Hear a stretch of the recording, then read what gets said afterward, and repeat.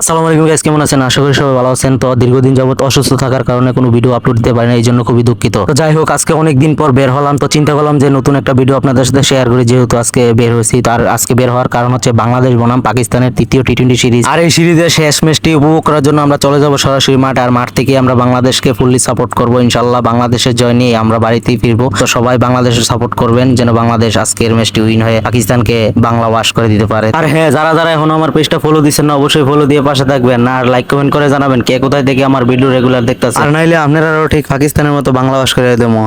আর এদিক দিয়ে মনে করেন দুই ভাই তারা করতে করতে আস্তে আস্তে আয় বললাম ফার্ম গেট মেট্রো স্টেশনের কাছে। আর মেট্রো স্টেশনের কাছে আসছি, ফটো সেশন করতাম না, দাদা কোনো ভাবে হয় না, সবাই তো ফটো সেশন করে। তো আয়া বললাম আইএ মেট্রোর বাইরের জায়গাটা একটু ফটো সেশন করতেছি, মোটামুটি ভালোই লাগতেছিল। আর ভিউটা তো অস্থির, আর গাছটার কারণে এই জায়গার ভিউটা আরো সুন্দর হয়ে উঠতে উঠছে। আর বিশেষ করে সূর্যটা তো আরো ফোকাস মারছে। তো যাই হোক, আমরা আর দেরি করতাম না, মেট্রো স্টেশনে আয়া পড়ছি, তো এখানে আর দেরি করা যাবে না। ট্রেন চলে আসবে, আমরা ট্রেনে উঠতে হবে, টিকিট কাটতে হবে, সিরিয়ালের অনেক ব্যাপার স্যাপার আছে। তো যাই হোক, আমরা লিফটের এক্সেলেটার উঠতে গেলাম, যাতে এক্সেলেটারে টাইম আমরা উপরে উঠে নিলে। আর উপরে উঠতে মনে করেন বিমানের গতিতে আমরা আয় বললাম মেট্রো স্টেশন। আর মেট্রো স্টেশন বিমানের মতো আইতে না আইতে বিমানও মনে করেন আয় পড়ছে, সরি মেট্রো আয় পড়ছে। তো যাই হোক, আমরা মেট্রোতে উঠতে যাবো আর মিরপুর 10 নম্বর। আর মিরপুর 10 নম্বরে নাই টিকিট কাউন্টারে যাইতে হবে, আবার টিকিট কাটার লাগিয়া খেলা দেখার জন্য। যাই হোক, অস্থির মজা মাস্তিতে যাইতে হবে। আর এদিকে মনে করেন দেখতেছেন কি একটা অবস্থাতে, মনে হয় যে আমার সিপটা মাইরা লাগবে এমন একটা পরিস্থিতি উঠছে আর কি। তো যাই হোক, আয় বললাম মিরপুর 10। আর মিরপুর 10 আয় তো মনে করেন জাকানা তাই এখানের একটা ভিউ না নিলে, তো আয় বললাম মিরপুর 10-এর ভিউটা নেওয়ার লাগে। আর এদিকে প্রথমে ফায়ার স্টেশন মিরপুর। তো যাই হোক, ওই যে দেখা যাইতেছে ফ্লাড লাইট গুলো। তো এখানে আর বেশি দেরি করে দেবো না, পড়ছি মাঠে। মাঠে এদি পাকিস্তান ওমা কি তারা আমার সাথে ফটো সেশন করে দিতেছে। আও কি ভাই, তোমরা আগে তো আমি ফটো সেশন করে পড়ছি, তোমরা কি এটা খবর রাখো? তো যাই হোক, আমার ছাড়া তোমরা ফটো সেশন করবে এটা কোনো ভাবে হয় না। তো এদিকে মনে হয় ফটো সেশন